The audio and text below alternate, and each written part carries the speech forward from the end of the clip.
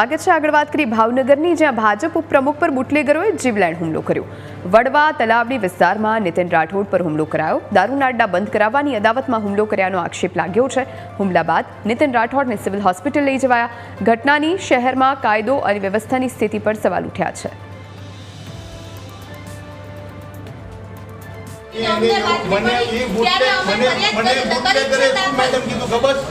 મને કે મેડમ ને મોઢે માંગ્યા હું પૈસા આપું, તારે જા દોડવું હોય ને દોડી લે, તારું મદદ કરી જાડીશ। મેં તમને યાર રજૂઆત કરી કોઈ પણ ની કાઈ પણ વાત થોડી માની લેવાની હોય ભાઈ, કોઈ પણ ની કાઈ પણ વાત થોડી મેં તમે જ્યારે ફરિયાદ કરી ત્યારે તમને રજૂઆત જ કરી હતી ને કે ભાઈ આ તમે તમારી દરેક વખતે મેં એક્શન નથી લીધા। એક કે વેરી નથી, એક વ્યક્તિને તમે મારી વાત સાંભળો મેડમ, તમે શું કર્યું એ મને ખબર છે।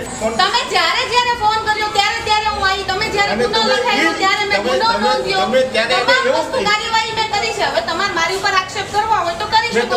દારૂ બુટલેગર હરેશ ખુલ્લે વડવા તલાવડીમાં ધંધો કરે છે। એ વ્યક્તિ મોઢે માંગ્યા પૈસા આપતો હોય છે તો પૈસાની મહત્વતા વધારે હોય છે। આ પૈસા કોને આપવામાં આવે છે? એ ડિવિઝનના તમામ અધિકારીને નામ કોઈના? બીડી ઝાલા મહત્વની ભૂમિકા ભજવે એ કોણ છે? પીઆઈ છે। અત્યારે તમારી સાથે કઈ જગ્યાએ બનાવ બનેલો? વડવા તલાવડી શિવાજી ચોકમાં। એને લૂંટ ચલાવવામાં આવી છે શું? હા, મને મારી નાખવાની કોશિશ કરેલી છે। આની પહેલાં એક કરી, એનું કારણ એક જ છે કે હું એની ફરિયાદ કરું છું કે હરેશભાઈ અને નીતિનભાઈને પોતાની બાજુમાં આવેલી દુકાન અને એની ઉપરનું જે મકાન છે એ બાબતે ઘણા બાબતથી લાંબા સમયથી ડિસ્પ્યુટ ચાલી રહ્યો છે। આની પહેલાં પણ સામાન્ય મારામારીની વાત સામે આવેલી હતી।